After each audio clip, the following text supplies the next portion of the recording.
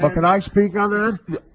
You better. Yeah, okay, thank you. You know. He said this is okay. You better say something nice, Here's my fucking point. Will Howard speak on it? No way, Jack. I'm not going to. No way. You know what? Because he's an asshole. No, don't say it. I'm not going to embarrass. I'm saying it. I'm not going to embarrass myself and ask him. How crazy? Okay. And you know, 17 fucking years on the show. Case in point, dickheads who give me shit on Twitter. This is not Jackie talking. I'm mad at him. 17 years he helped create the fucking show. No. When he asked for money. I know you won't sit down for 20 minutes and talk. Artie, whatever. You can't yell him because I didn't ask him. You're not. I didn't ask him. And not the fact. But it'd be really funny. The fact that you're afraid to ask him is crazy. No, I'm not afraid to. You said you're afraid to look like an asshole because you don't want to look like a jerk. Well, I just don't want him to say that's fear. Because you know he's gonna say no. But if I don't ask him, and no one else, all he had to do was ask. No, you know what, Jack? I'm mad for you, man. I love you, and I know you. I know you're. This is not you talking, but and you know who else ain't gonna with the new regime over there with that red-haired cunt is Robin ain't gonna say yes because she's afraid. Neither will Freddie. Because he's afraid. Nobody will. Nobody over there will give you the decency to give you what you deserve. A couple of minutes of his fucking time. No, but, you know, the guy who made my show hilarious for 17 years. And think about that. You know the dynamic. I didn't want to ask. My second book came out, similar to you.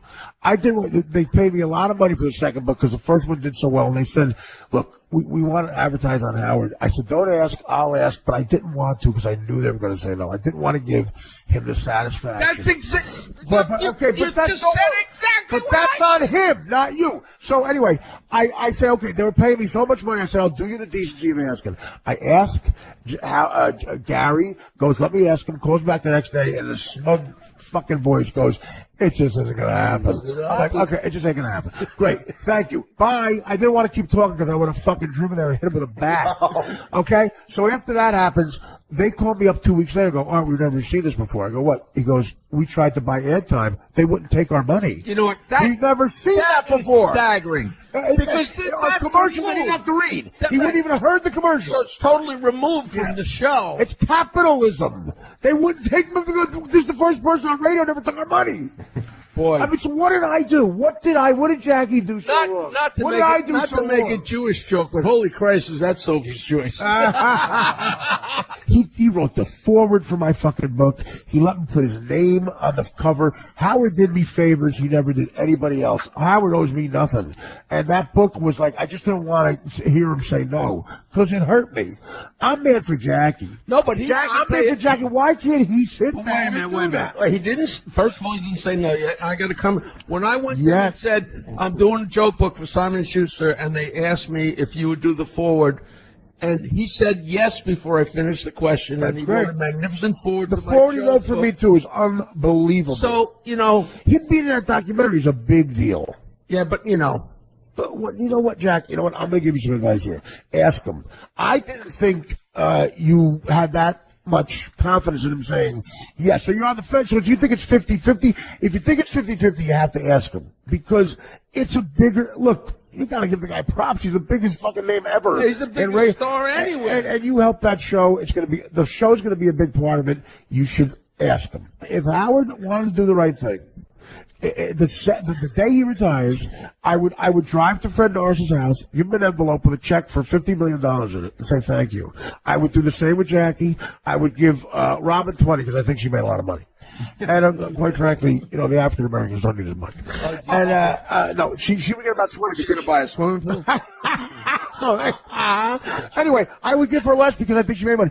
And Gary would get about 30 mil. I'm not kidding. It's like he's a billionaire, and you guys created that show with him. He's amazing. Alone, it would have been a hit. But I'm not kidding you because it's even tax. I would give Jackie and Fred $50 million in an envelope and say, "Thanks, guys." That was always so crazy about me asking for the raise because if they hadn't given me the money I wanted, that's all tax. That's right. I'm right. I'm all right. I'm going to die a broke guinea because of that attitude. But come on, man. I don't care anymore. You know, he did a lot of good things, but he's undoing it with this red-haired cunt. Who is this red-haired cunt? Marcy Turk is her name. I call her red-haired cunt. She's involved with this book called Getting Things Done. And Howard, he was always where did that come from? Is that something you heard of? Howard was always about organizing, and I think he didn't love the part of the show that was, you know, maybe some of my stand-up gigs and some stuff that Ronnie started doing and on the road that represented the Howard Stern show. He thought that was something that stopped him from getting great guests. And maybe he didn't want to be the bad guy to say, this can't go on. Absolutely. That's such a great point. Absolutely. And that's how he is. He would do that with phone callers. His dynamic was, if he hated you and was mad, he'd say, I don't know, I liked you last night on Conan, but this guy in Brooklyn doesn't. You know, like that type of thing. He's passive-aggressive. I would tell Gary, kissing his ass the way you do, a guy like that doesn't like you more. They hate you. They have no respect for you. You become a suck ass. You don't have to do that. You're valuable to the show. It's like eating too much candy. It's like, well, exactly.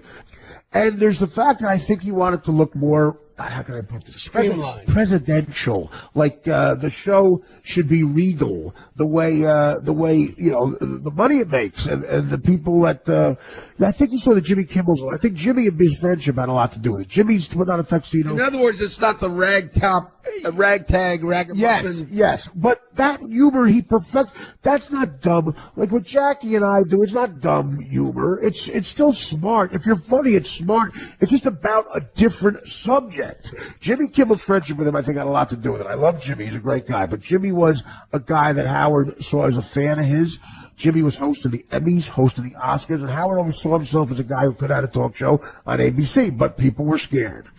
And I think, you know, the truth of it is, I think he wants to be more like Jimmy Kimmel. He was always a ball buster and the outsider and the guy taking shots at everybody. But the truth of it is that he wanted to be in the room with the Jennifer Aniston. Such a good, another great point. He had his nose up against the window pane the whole time. Oh God, you hit the point on the. And when he realized, wait, I could get in that room. But all of us as fans thought differently. Here's where the betrayal comes with the fans. And he owes them nothing. I read an article about F. Scott Fitzgerald and Hunter Thompson, the two writers. Both were guys that came from nothing. Both guys wrote about the upper class that they were not a part of when they grew up. F. Scott Fitzgerald clearly got depressed because by writing about them, he became one of them, and he wanted to be one of them. Hunter S. Thompson wrote about them. When he had a chance to go into that fucking room, he shot it up. He was always the rebel. He was always the guy you thought he was. Howard always Hunter Thompson kept the fuck you. Yes, and he kept it real in a sense. Like, I'm always this guy. I don't want to be a part of you. He said to people like Sean Penn and Johnny Depp, you want to hang out with me? You got to come to my world. I ain't going to you. And they did. And they would have done the same for Howard. He could have been the one guy who made all this money and would have had fans more loyal and could have said, fuck you to political correctness. Instead, he broke that window down like Fitzgerald and Thompson, and he did the F. Scott Fitzgerald. He goes, no, I want to be at your wedding. I was always the nerd who wanted to be in the in crowd. He put a certain amount of people on the table and pushed other people off the table. And guess who doesn't belong in that room, Jack? Me, you, Benji, Freddie, and he abandoned all them and all his fans to go sit down with her, and that's where they felt betrayed. I thought he would have shot up the room. He sat at the room and said, fuck you. If you're not cool enough to be here, you're not allowed to talk to me, and the way I'm going to do that is hire this broad. So people who've been there for 30 years can't talk to Howard without permission from this cunt. There's a dress code in the fucking office. What happened to rock and roll? What happened to rock and roll? What happened to Harvest Moon? When somebody said they can't wear T-shirts to be on the radio at 6 o'clock in the morning anymore, I was like, I really thought that was somebody was making a joke. You know, because we used to leave the Stern Show and walk into the Friars Club in T-shirts. But I was like, I didn't care who looked at us because we just came from the fucking trenches. And we just entertained millions of people. The greatest thing is about the fact that the hierarchy, all the salesmen on one floor and you guys, you know, not making a dime of what you guys make because they're conformists, coming down to your floor and you're dwarfing their income wearing a goddamn weed shirt. really think Jimmy Kimmel had a lot to do with it. I think he looked at Jimmy and saw a guy who deep down he doesn't think Jimmy's as funny as him. He doesn't think he thinks Jimmy rips him off, as a matter of fact. But he loves Jimmy because he's a good guy. And he goes, I should be hosting the Emmys. I could. And you know what? Howard's right. Why isn't he? Body judging. Fat shaming. I'm telling you right now, all the people he's sucking dick for right now, they're the ones who kept him away from the Emmys because he's a 6'5" guy who looks like a pelican. You guys were such rebels, and that's why I loved you guys. You used to say, Jack, you might even wrote this. You might have been the guy who said it. Drew Barrymore's life would be perfect if not for you guys. And you guys kept it with we had that. The guys I worked construction with put on, the day after the People's Choice Awards, we had someone who would say, that sucked. Play fucking clips of some idiot talking about the movie and goofing on it. And the mother and you. Oh, come on. Come on, the news. I wanted to. Listen, it's a great country because I said out loud, working construction, guys, what I want to be is a comedian and one day go on the news with Jackie and maybe Gilbert as a guest and do the news on the Howard Stern Show. And every comic of my generation who's worth anything has the same fucking opinion. Jeff Ross thinks that way. Attell, Norm Macdonald, and when I went in there with Norm, and I looked to my right, and I saw you and Freddie, and I saw Howard, and I said, I'm in show business. I was already in it for 5 years. I had been on network shows, sitcoms. By that time, honestly, I was a self-made millionaire from show business. I was very proud of that. But until I walked in and saw you guys, I said, now I'm here. And come on. We all thought he wanted to fucking get in that fucking room to say, fuck you, Aniston. And he wants to be there. And I think Jimmy and other people in his life had a lot to do with that. And Jack is so perceptive.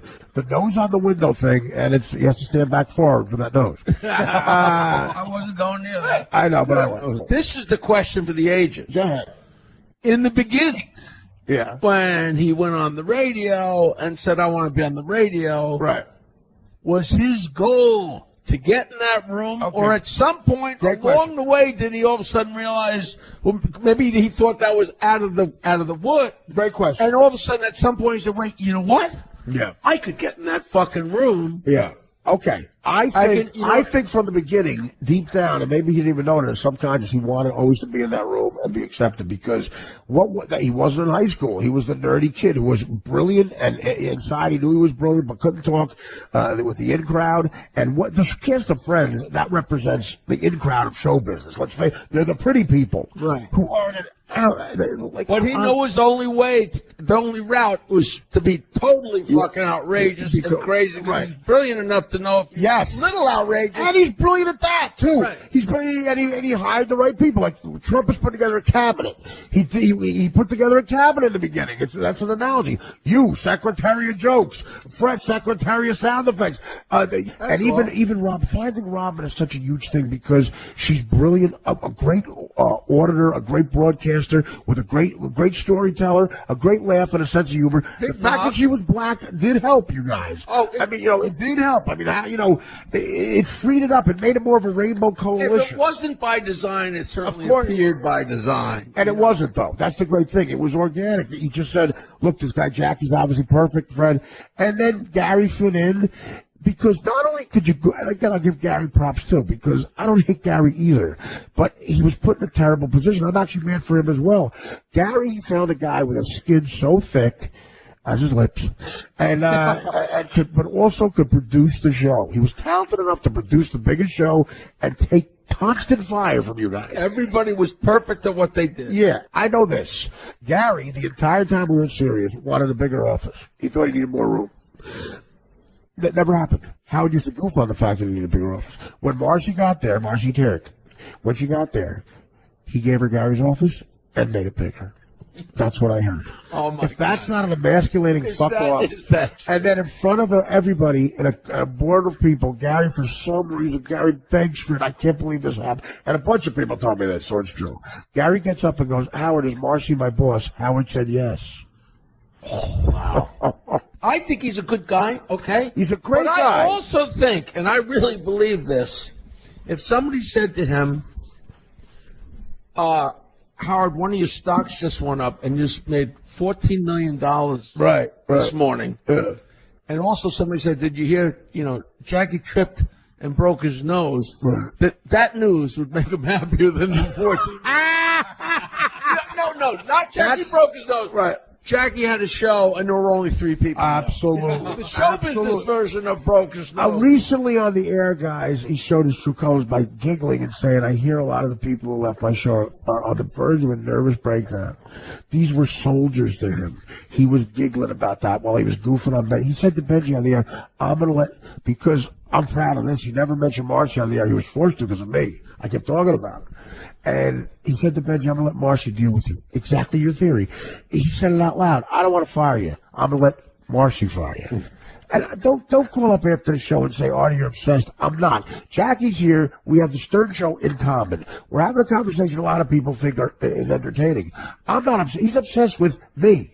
I was there for a decade, and he doesn't bring up my name. It's like I didn't exist. That's calculated. Your podcast and Gilbert's podcast and going on with Gilbert's not allowed on. Gilbert's not allowed on. I can't even do that. People think he's the greatest guest of all time. Gary said to him, "We don't take comedians anymore," as he was booking a comedian. Yeah, no. When I did Gilbert's podcast, he said he hadn't been on there in 4 years. But I was on. Howard doesn't look at him on the. He met Howard on the street. Howard ignored him. What is that about? Please. Who's obsessed with who, guys? What is that fucking about? So many people are going to tweet, they talked about Howard, they talked about, fuck them. We're the only 2 people who had a job in show business. That's on the biggest radio show of all time. There's 2 people there. And I got news for you. It's only going to be 2. You ain't going to see Shuley in that chair. You understand?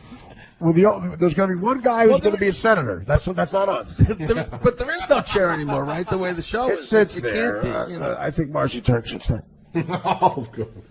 Guys, he's being led around by a broad.